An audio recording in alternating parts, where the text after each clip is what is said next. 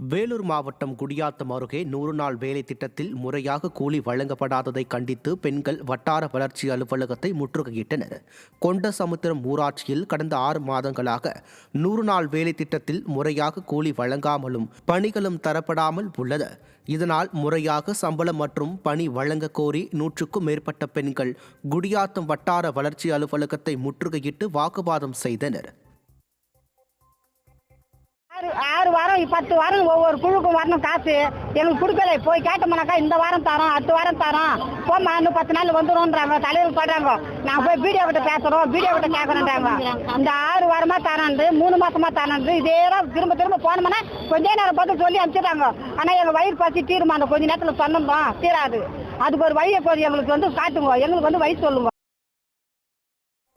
ராமேஸ்வரத்தில் பட்டா வழங்க கோரி 3 பகுதிகளைச் சேர்ந்த மக்கள் வட்டாட்சியர் அலுவலகத்தை முற்றுகையிட்டு காத்திருப்பு போராட்டத்தில் ஈடுபட்டனர். வனத்துறை கட்டுப்பாட்டுக்கு கீழ் வருவதால் வீடுகளை காலி செய்ய உத்தரவிட்ட நிலையில் கடந்த 45 ஆண்டுகளாக வசித்து வரும் தங்களுக்கு பட்டா வழங்க நடவடிக்கை எடுக்க வேண்டும் என ஏற்கனவே மாவட்ட ஆட்சியரிடம் மனு அளிக்கப்பட்டிருந்தது.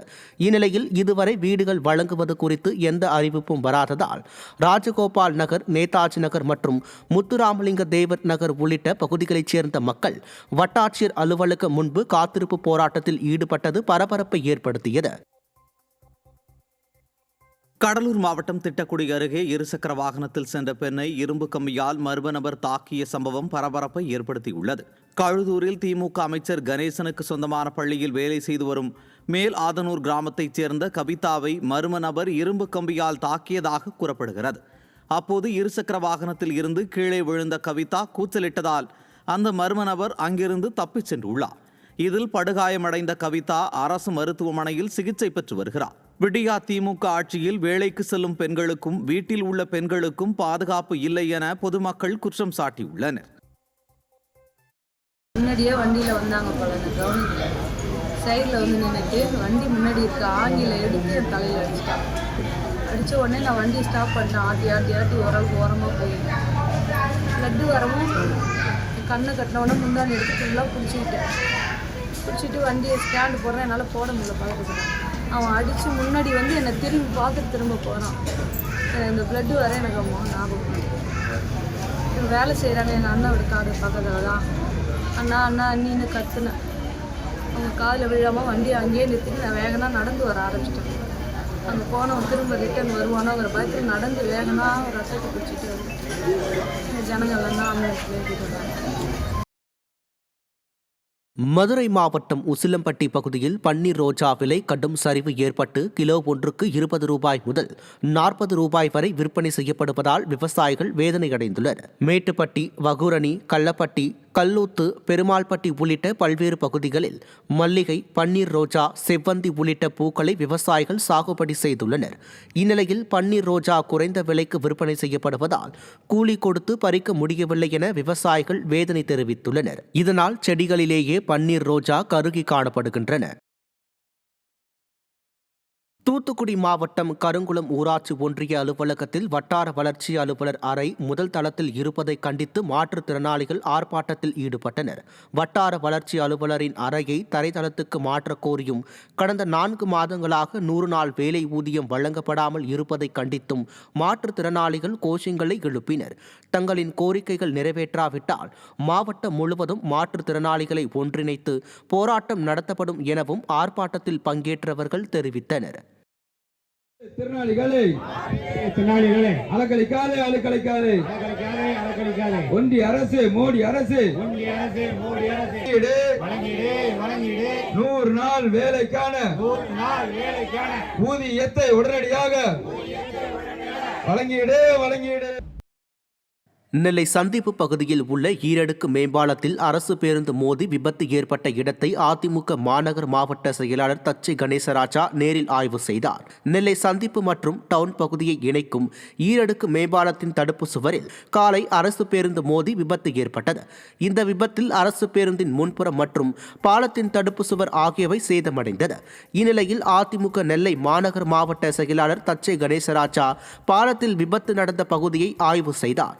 அப்போது மாவட்ட அவைத்தலைவர் பரணி சங்கரலிங்கம், ஐடி விங் மாவட்ட செயலாளர் சம்மு சுல்தான், மாணவரணி மாவட்ட செயலாளர் முத்துப்பாண்டி, இளைஞர் மற்றும் இளம் பெண்கள் பாசறை மாவட்ட தலைவர் சுந்தர் உள்ளிட்ட கழக நிர்வாகிகள் பலர் உடனிருந்தனர்.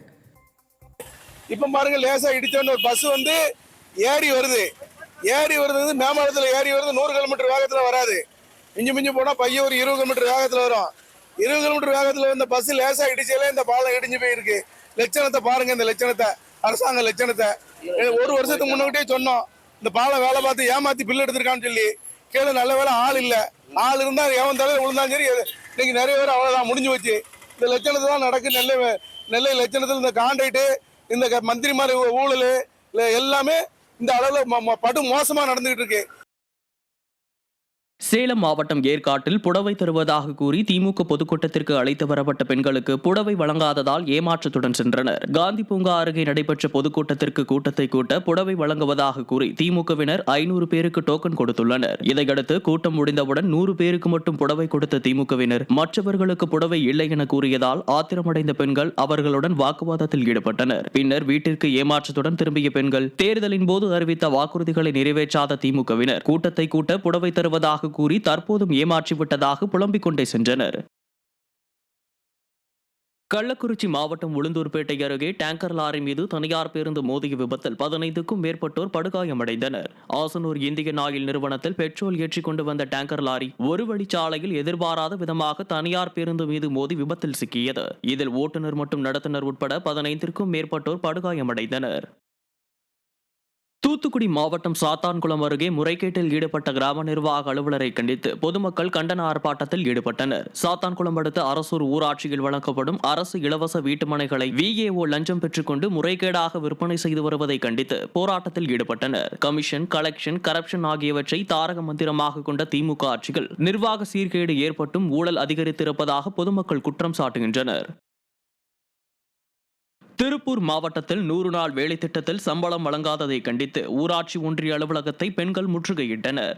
ஊத்துக்குளி, குன்னத்தூர் உள்ளிட்ட ஊராட்சிகளில் 100 நாள் திட்டத்தில் பணியாற்றியவர்களுக்கு சம்பளம் வழங்காததால் பயனாளர்கள் கடும் அவதிக்குள்ளாகினர். கொளுத்தும் வெயிலில் வேலை செய்த முதியவர்களுக்கு சம்பளம் வழங்காத ஸ்டாலின் அரசை கண்டித்து போராட்டத்தில் ஈடுபட்டனர். 100 நாள் வேலை திட்டத்தை 150 நாட்களாக அதிகரிப்போம் என வாக்குறுதிகளை கூறிவிட்டு 100 நாட்களுக்கு கூட சம்பளம் வழங்காமல் பொதுமக்களை ஏமாற்றிய ஸ்டாலின் அரசின் மீது கடும் அதிருப்தி தெரிவிக்கின்றனர்.